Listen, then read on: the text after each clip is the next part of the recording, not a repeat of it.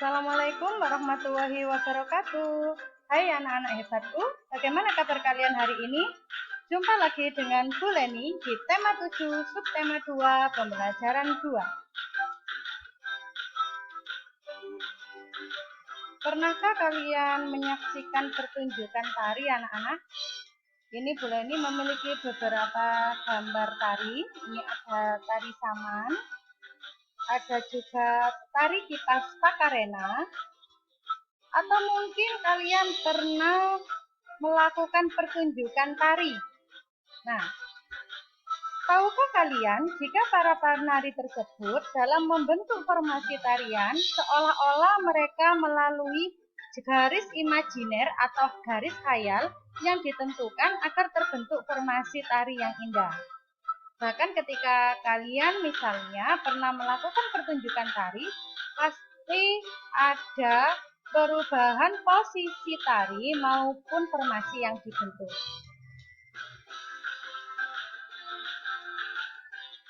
Garis imajiner yang dilalui oleh penari saat melakukan gerak tari itu disebut dengan pola lantai. Lalu, apa fungsi atau kegunaan dari pola lantai itu? Yang pertama adalah agar antara penari tidak saling bertabrakan saat sedang menari. Nah, sehingga gerakannya itu diatur anak-anak. Bahkan pada saat transisi atau perpindahan posisi pun, antar penari diatur agar tidak terjadi saling bertabrakan. Yang kedua, pola lantai digunakan untuk membedakan antara gerak tari yang satu dengan yang lainnya. Yang ketiga, fungsi dari pola lantai adalah membuat tarian lebih menarik untuk dilihat oleh penonton. Karena adanya berbagai macam formasi, maka penonton tidak akan merasa monoton dari gerakan yang dilakukan oleh penari. Yang keempat, fungsi dari pola lantai adalah membuat semua penari dapat dilihat dengan jelas oleh para penonton saat sedang tampil. Dan yang terakhir, fungsi dari pola lantai adalah untuk mempermudah penari dalam menguasai panggung.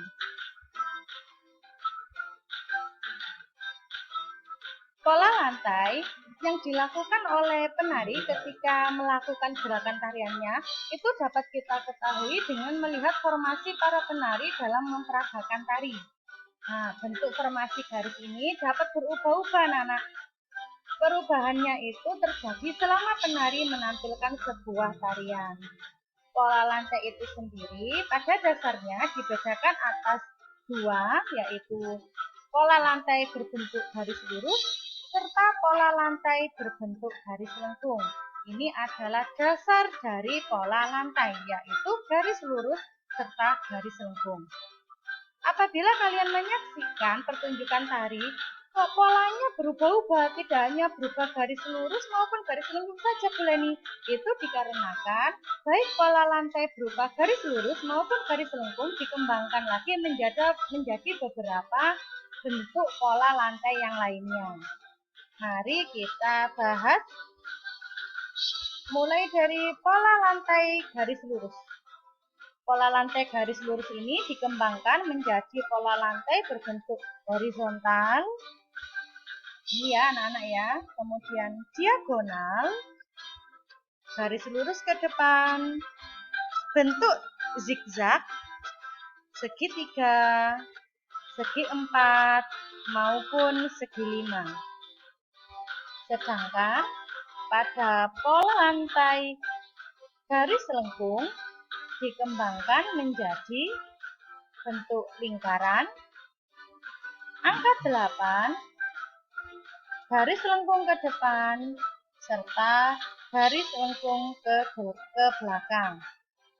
Nah, semua pola lantai ini bermanfaat agar pertunjukan tari menjadi lebih menarik ketika disaksikan oleh orang banyak.